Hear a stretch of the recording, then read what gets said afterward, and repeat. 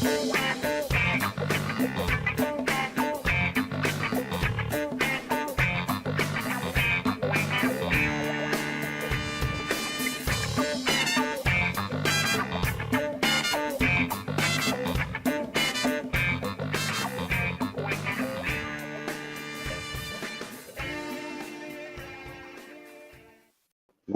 to the Truth, Money, and Freedom podcast, where we discuss everything about truth, money, and freedom with your host, Timmy Chonga. Joining us today are 4 ounces, Andreas, Chaos Craig, and Intoxicated. And we're coming to you from our Discord server, also named Truth, Money, and Freedom.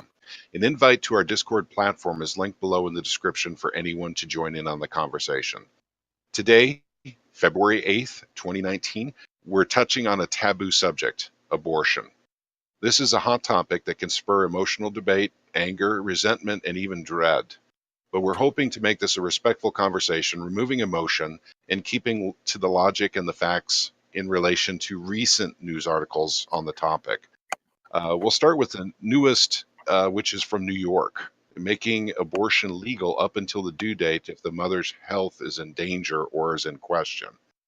So if you guys don't mind, let's go ahead and start with New York.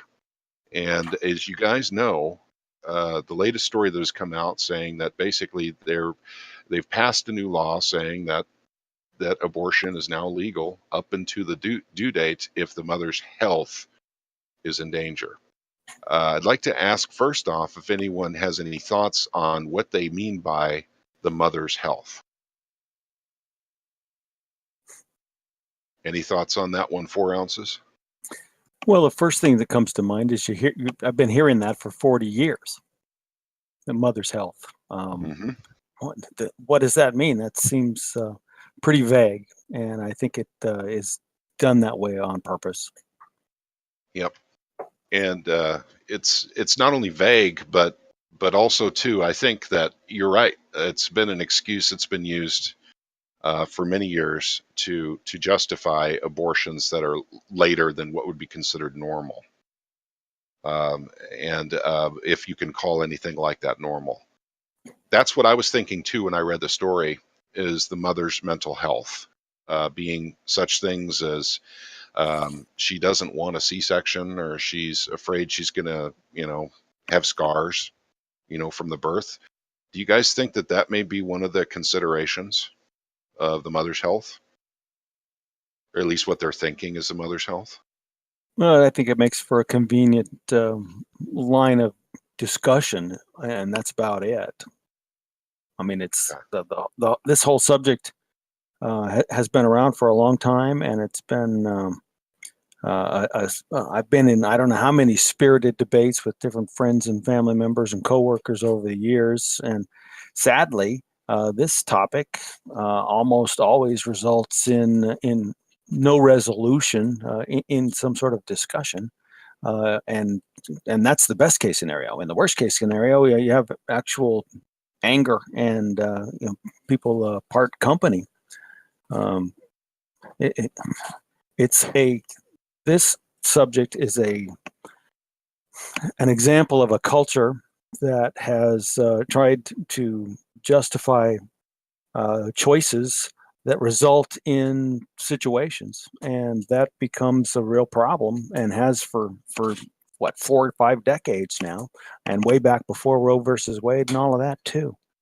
It's a no-win situation for everybody involved, and somehow trying to just sweep it away is difficult, and there's no good answer, because in so many situations they're all unique to the individuals that are involved.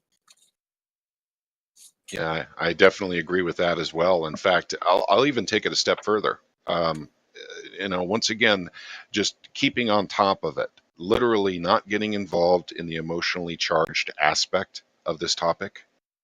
One thing that I've thought of for years is that it is one of the few things that actually, and by the way, I do say few deliberately, one of the few things that actually divides what we have here is 2 political parties in the United States, the Democrats and the Republicans. It's one of the few things that actually define them. that actually they don't join together on, that they don't compromise on. And so I see it as basically something that's put forth, kind of like Social Security, something they can always argue over and debate Well, over.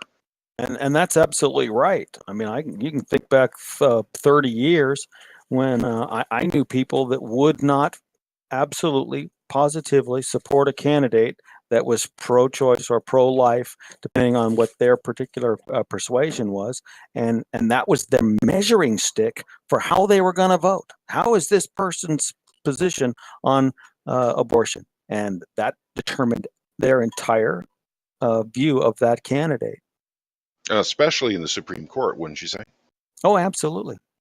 I seem to remember even back when Reagan was in office, and I'm that old, that that was the question that was always asked of anyone who was nominated to the Supreme Court, is what their view was on abortion. So apparently that measuring stick is extremely important to the American people on that level, as whether or not anyone's going to go in and overturn Roe v. Wade. That's specifically why they asked the question of the Supreme Court. And that's my opinion. If anyone has a differing opinion as to why, they ask that question of Supreme Court nominees, please do chime in. Because I think that is the only logical reason they could possibly keep asking every single nominee the same question. Are you pro-life or are you pro-choice? Well, and that goes back, like I say, 30, 40 years now. That's the measuring stick. And the divisiveness that has come from this issue has also grown and grown and grown and bled over into other issues. And now you see the divisive situation that we have here today. But like you said, truly, I believe that the left wing and the right wing are all part of the same bird. But in this particular issue, that is not the case, because the Republicans absolutely are in the pro-life camp, and the Democrats are absolutely in the pro-abortion camp, and that's just how that is. Yeah, I see it as, forming lines of, basically the divisions, the illusion of choice between the two political parties. Um, I don't side with the Republicans or the Democrats. I'm somewhat of a political atheist, as many of you here know. So I personally see that as divisiveness by design. I agree. It's something they just want to argue over. For instance, another instance of that would be Social Security. Neither party really cares what happens with Social Security. They just love to have that issue to argue over, so that they can get points with their constituents. Well, yeah, and then they all go out and play golf together or something. Mm-hmm. Okay, going back to New York, I'd like to bring up a few more things that are my best understanding of how things work. Roe v. Wade was, if I remember correctly, it was 1973 or 1974. And that basically made abortion legal in all 50 states. That was the purpose of Roe v. Wade. Because pre Roe v. Wade, some states it was legal, some states it was not. And so now that it is legal in all states, there's no, how should I put it? There's no uniformity between the states on how abortions are conducted, how late you can go into the pregnancy to perform the abortion. That's my best understanding. If anyone else has a better understanding, please chime in. Okay, so if we think that's probably the best on who can perform them, yeah, that may be part of it too. I just don't know. And how they're funded, that may be part of it as well. And Craig is with us, but he's not speaking. He is typing in our chat, so I can read that off as he chimes in and everything. Craig lives in New York, so basically this is something that's happening in his state. But basically, what's happened is New York has decided to go ahead and literally let abortions happen, literally up until the due date, and that's something that's not been done before here in America, at least not as a law. I'm sure it's been done before. Late term abortions have been done for a long, long time. Nothing new. But legalizing it, making it a legal thing, once again, using the definitive term that the mother's health is what they use. So, but at any rate, 4 ounces, would you agree with me that mother's health, that terminology just gets her foot in the door for late-term abortions? Yes, I would. And at the same Okay. time, I TC, I kind of want to try to bring this full circle because Sure. it is an incredibly complicated issue. You can't have young ladies, teenage girls, high school girls talking to you about their situation with tears in their eyes and shaking, and how am I going to tell my dad, and all the things that go down that avenue. And you can't go round and round with people that are out picketing in front of hospitals and things like that. Uh, and somewhere along the way, you have to ask them, and I have done this, how many babies have you adopted? And they haven't adopted any babies. So how sold out are they to their cause, or are they out there with some other motivation to be walking around the hospital with the picket signs kind of thing? And I talked with one guy who said, I'm here because I'm trying to meet girls, for crying out loud. That Oh really my. happened. That really happened. So if the sheep mindset, the sheep mentality that we see in so many things, how much is that in this issue? It is such a huge issue, and the spectrum is so big that it's just a really, really tough issue. It comes back to the individuals. It really is a woman's right to choose. Yet, and I don't have to like the avenue that she chooses, but who am I to? I'm a libertarian. I don't want to force my thoughts onto anybody. I don't want the government in my pocket, and I don't want them in our bedrooms, kind of thing. Truly. But this is a huge, huge issue, and it doesn't go away very easily. But what happened in Virginia, in my mind, is even more important than what was going on in New York, because there they were talking about babies that have actually been born. They're they're born. This is not an abortion anymore. This is a little kid that's crying now and being handed from the doctor to the midwife or something, and they're wrapping it up in a towel. Holy smokes, they're talking about killing them. That's not abortion, that's murder. Yeah, I have to agree with that too. Basically, I'm going to identify as libertarian as well here, which I am. But Andreas, if you don't mind, could you bring up that story? Can you bring up that story that Craig just put up? Reasons for termination of pregnancy on the video. I'm going to read a little bit of it that Craig put up, and thank you, by the way, Craig. 1/3 of late terminations of pregnancy could have been avoided by more efficiently screening in the second trimester. However, because fetal prognosis is not always clear when a malformation is diagnosed, postponing the decision until fetal development allows a much more thorough evaluation. I don't see anything having to do with the mother's health here. That almost reminds me of the situation they have in Britain, where they abort babies because of clubfoot, which is easily handled with surgery after the baby is born. That's kind of what that looks like to me. Craig, am I reading this wrong? I know I didn't go into the full story here. I was reading the conclusion that you had put in the chat here. But it seems to me that this is about, it all depends on what the malformation is. Well, but yeah, there's nothing here in the conclusion here about something that actually affects the mother's health. But at any rate, he also, copied and pasted in here. You can bring the total number of abortions down because people may avoid unnecessary abortions in the second trimester. Government laws create artificial incentives. That is true. And we have Bam chiming in here.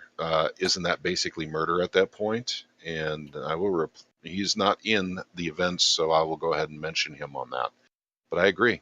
At that point, you can't call it anything else but murder.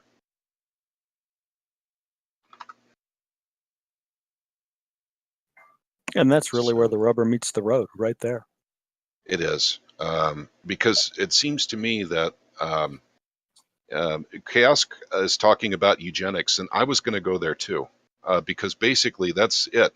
If you don't have a perfect baby, if they do a some kind of ultrasound and they find out, shoot, your baby has clubfoot. I'll use that because that's an easy one. You guys can look that up on Google. People in Britain aborting babies because of clubfoot, which is literally a condition that's solved with. That's just when one foot is turned off to the side.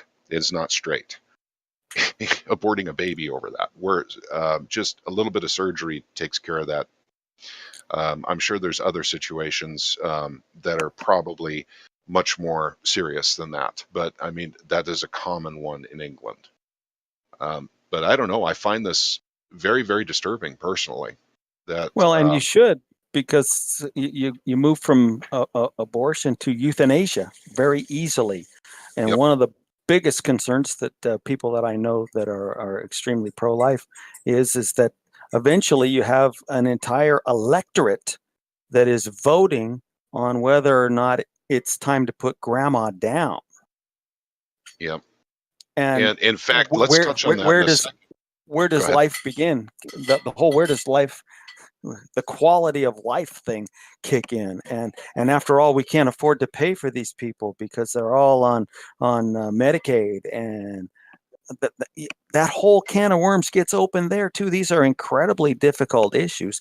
But what bothers a lot of people is you've got 40 years of voters and an entire upcoming young generation that's not even been deeply involved in a lot of these discussions. And they're the ones that are going to be voting on the state level and on the national level, potentially, if this is the way it's going to be. Do we just, I mean, how many times have we heard how we're more humane to our animals when they're sick and we put them down than we are to grandma who's just Yeah. wasting away in some extended facility? I'm glad you brought that up. I was going to bring the other side of that, and that's Obamacare. Um, that's another hot topic, believe it or not, because Obamacare does essentially three things. It pushes us very, very close to a single payer system, first off. But there are two other things it does that are very interesting. One of them is to provide public funding of abortions. All abortions now will be covered by either public funding or by insurance. No money out of pocket. So there's no deductible, there's no premium. There's just, if you've got the insurance, that's great. It'll take care of it. If you don't, then you fill out some forms and Obamacare takes care of it. You don't have to pay for it. And that was one of the measures of Obamacare, was the public funding of abortion. Now, everyone knows this because there's been all kinds of dissent in the news from religious or even just conscientious organizations stating that they don't want their tax money flowing into something like this. And I would agree with that. As a taxpayer, I don't want my money funding abortions. I don't. But Obamacare gives you no choice. It's simply going to be that way, period. End of story. And they also force all medical, I think it's hospitals and medical facilities to offer that service. And I believe that was one of the big, big ones that there was a lot of news about, a lot of people really shutting down, um, saying we're not going to do it, we're not going to do it. And then also, not to mention lawsuits against some hospitals and medical facilities that refused to do it. But did not shut down. So basically, we could go further to what 4 ounces had just talked about, which is euthanasia. That's the third thing in Obamacare, is euthanasia. So that's part of Obamacare, but it wasn't in the Obamacare bill. It was in the bank bailout bill that was passed under George Bush Jr. In that bill, in fact, Palin tried to bring this to everyone's attention. I know everyone made fun of her back then, saying that she was stupid and, basically she had, you know, she didn't have enough intelligence to be the vice president of the United States. Put that aside for a second. She did bring something to the public's attention while she was running with John McCain. And by the way, I didn't care for John McCain. I'm just going to throw that out right away. But she did say that there was a rider in that bank bailout bill. It said in there very specifically that if the federal government should ever take over healthcare, that it has the right to ration healthcare.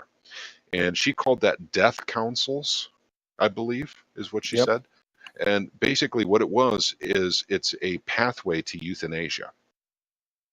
And basically, the elderly is probably the most obvious. Is once someone reaches a certain age and they're not working anymore, they're not quote unquote productive citizens, because they're not paying taxes anymore. Then instead of treating them for their illnesses, you just send them home with pain pills.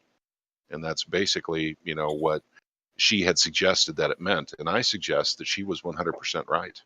That's exactly what that measure was for. I think Inside, so too. again, not Obamacare, but in the bank bailout bill, believe it or not. Sounds like I'm making it up, but you can easily look this up.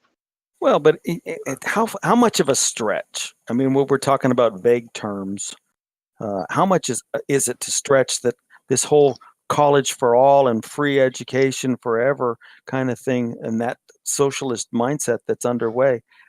How much of a stretch is it to twist that and turn around and say to the elderly, hey, you know what? If you'll allow us to put you down like you're a dog, we'll give your person or beneficiary that you designate a $10,000 scholarship for this, that, or whatever. Yep. In some sort of incentivized, grandma, we'll get you out of pain and the whole 9 yards, and at the same time, we'll take care of the grandkids. We'll give them this swell spiff. I mean, if we can print money out of thin air, why can't they do that? Yep. Well, that's a very good question. If we can print money out of the thin air, why can't we help people with healthcare? And so that's yet another issue. I don't want to go there, but I want to go back to what you were saying before. Basically with just what the meaning of all of this is. Basically, the devaluing of life. I mean, all the way to the due date. I'm gonna say something here that I'm not trying to set a precedent here, and I'm not trying to be enigmatic or anything, but I'm just gonna say that if you can get people to devalue life in the womb, it's really easy to devalue your grandparents too, or your parents for that matter, or anyone else. That stranger in the street. That stranger in the street that just got hit by a car, whip out your cell phone and take a video of it, because that's better time spent than helping them. I mean, at what point do we decide not to devalue, or where's the line that's drawn? I mean, anyone can chime in on that. I mean, I was saying that, basically as devil's advocate, but I think all of you understand what I'm saying. The devaluation of life is getting very obvious in our culture. Well, wasn't it Joseph Stalin that said the death of a couple of people in an accident is tragic, but the death of 10,000 people over here is a statistic? Yep. So, that's, and then we'll get into a bigger topic someday. Basically is where the value system comes from. How could people devalue life that easily? Literally, how could they do it that easily? I don't know how. Where did the values come from? Where do the morals and ethics, actually, what's the etymology of them for an individual who says, yeah, we can go ahead and abort at 9 months? That's just weird to me. So I wish that I could provide a different, viewpoint on this, but I think I'm being fairly objective on this. I think that New York law is hideous. Abortion at all is a bad thing, but going to 9 months for the abortion, hideous. It's insidious. It's it is. It's horrific. Yeah. So, anyone has anything else to add? Do you can add anything in you'd like?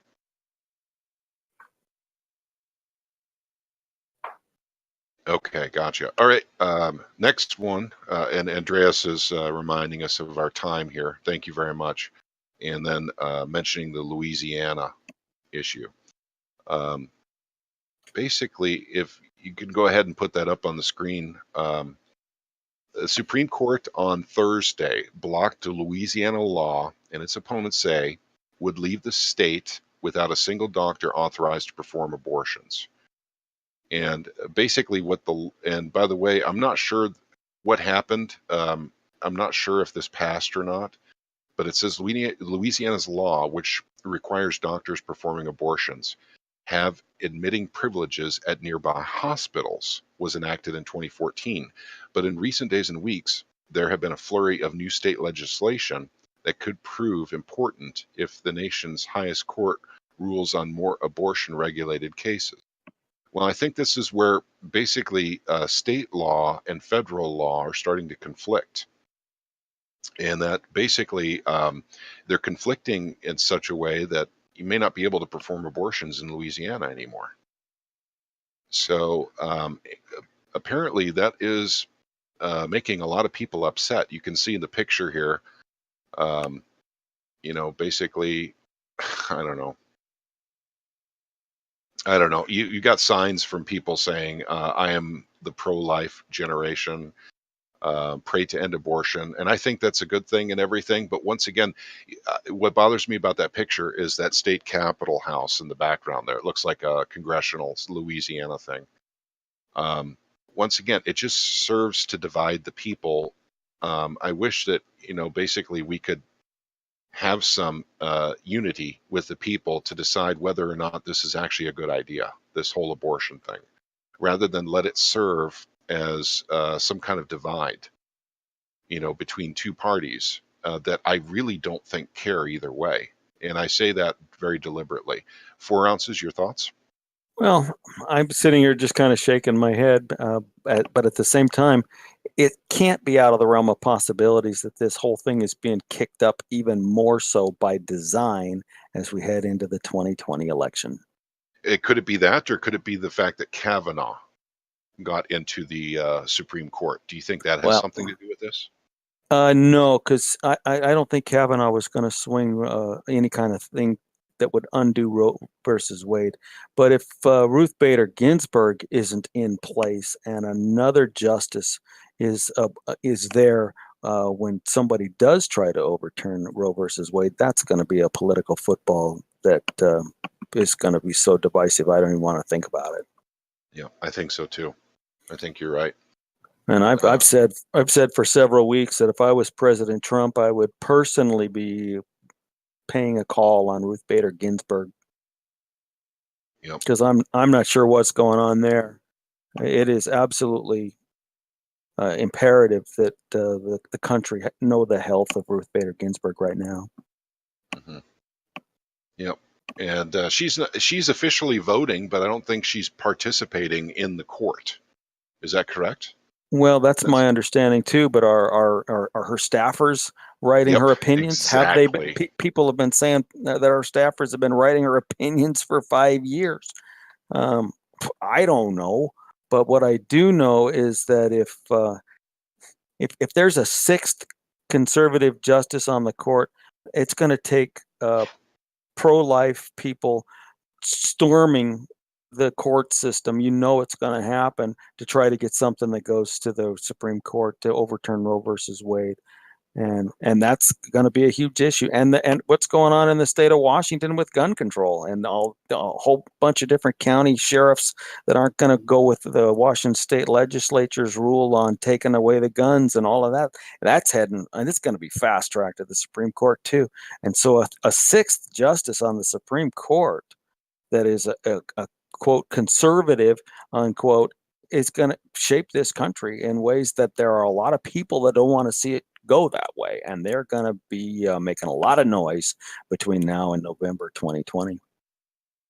Yeah, I tend to agree with that. I think you may be right in any regard, basically with the politics that are playing into the 2020 election cycle. That's the presidential cycle. It's not a midterm. I do. Go ahead. It's already begun. I really think it's already begun, and the New York abortion situation and the Virginia abortion situation does more than just tie up a lot of news and headlines. Um, it starts dividing people. It gets people talking at the water cooler kind of thing, and uh, I've had very liberal friends that have told me, "Well, we have to break fellowship. We can't talk now because you don't agree with me." And at the Really? same time, I've got very conservative friends that have pretty much said the same thing because I just won't get pigeonholed as a Democrat or a Republican. I'm very issue oriented, and I want things to be as close to the way the founding fathers made this country as I can be. We should not be involved in foreign entanglements from Syria to Iraq to Venezuela and right on down the line. I would go and check all the libertarian boxes. I'm sure that's where I fall into, and that makes you a pretty lonely fella sometimes. Yep, I'm pretty much in the same boat as you. I'd like to bring up a few more things here. Chaos Craig has put a few more things in the chat here. Sometimes you might have a defect that has a low survival rate anyway and is guaranteed to bankrupt you no matter what the result is. Then you make a decision, and I don't blame either decision. Um, so maybe you're wealthy and maybe you want to have the child anyway, and you can afford the nanny and the special school, etc. I understand that that's a valid point there, Craig. Thank you for providing that point of view. That is a valid concern. If you have, like, for instance, a child with Down syndrome, even though the longevity of children born with Down syndrome has increased dramatically in the last 4 decades, went from, I believe, 15 years old in the 70s to now it's 40 years old. But at the same time, would you want to deny that child their existence just because they do have, a situation like that? That's just one example, but I really appreciate you putting the point of view in the chat. Andreas has so rightly pointed out that we have just hit our 30-minute mark, and we're trying to keep these podcasts smaller. But I'll tell you what, 4 ounces, I really like what you said here about the divisiveness between the two parties, and I think that would be a wonderful podcast in the very near future. Well, How they, let's do that then. yep, because that is one thing that is near and dear to my heart, is how the media and politicians play people off, divide them, and there's very specific goals to keeping people divided constantly when it comes to political careers. And we'll share that with you guys in our next podcast. I'd like to thank everyone who joined us today. I'd like to, of course, thank 4 ounces, who's been talking with us today, Andreas, who is our in production right now and has been letting us know about our times. Thank you for Chaos Craig. Not only he living in New York, but he also had a lot to say on the subject and typed it in. And I hope I encapsulated everything that you put in the spirit you intended it, Craig. And thank you very much to Intoxicated for joining in and listening with us today. Once again, we are Truth, Money, and Freedom. And a link to our Discord chat is below in the description. You may have missed out on the discussion today, but the discussion's happening all the time on our server. Please do join our server if you so please. If you have seen this on YouTube, please subscribe and like the video. And then maybe, hopefully, that'll help more people see it. I want to thank you all again for joining us. I hope you have a wonderful day. All right, that's a wrap. All right, gotcha. Okay. Cool. All right. Well, thank you so much for